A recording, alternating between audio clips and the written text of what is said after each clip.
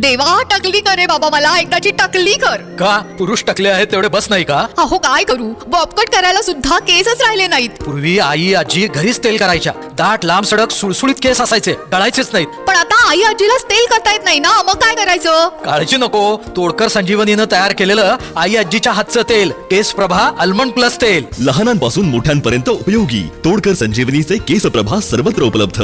ना याचं ना त्याचं, आमचं तेल आई आजीच्या हातचं.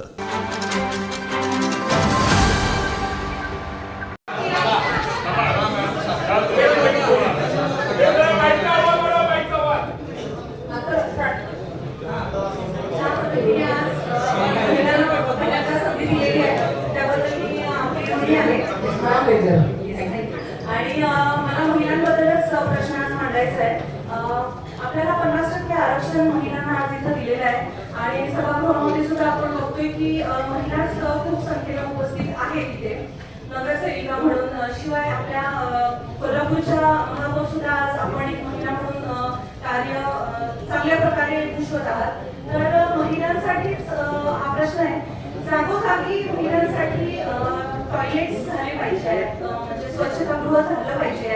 कारण बऱ्याच बाजारपेठा आहेत आपल्या इथं, शाहूपुरी असेल, रेल्वे फाटक असेल, शिवोशी मार्केट असेल, कपिल तीर्थ असेल, अशा बऱ्याच ठिकाणी महिलांसाठी सुविधा नाही आहे. आपल्याला उपनगरातून महिला बाजारासाठी येतात, दर्शनासाठी येतात. बरेच भाविक आपल्या कोल्हापुरामध्ये दर्शनासाठी येतात, तर त्यांना सुद्धा याची अडचण होते. आता महिलांना, बऱ्याच महिलांना शुगरचे प्रॉब्लेम असतात, त्यामुळे त्यांना खरं तर युनियर्सची आवश्यकता आहे.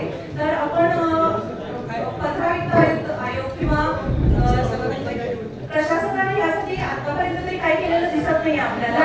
रविवारी याच्यावर उत्तर देत आहे आणि या सगळ्या प्रश्नाचं उत्तर घेतल्याशिवाय बघत आहे. आणि आजच्या सभागृहामध्ये याची मान्यता सर्व पक्षांकडून व्हावी. सर्वच नगरसेविकांना मी विनंती करते. जागेमुळे सुद्धा हा प्रश्न राहिला असू शकतो, पण यासाठी आपण सगळ्यांनी एकत्र येऊन हा प्रश्न आपण सोडवला पाहिजे आणि आपण ती सुविधा राबवावी अशी मी आपल्याला विनंती करते. ताज्या घडामोडी पाहण्यासाठी माझा महाराष्ट्र न्यूजला आजच सबस्क्राईब करा.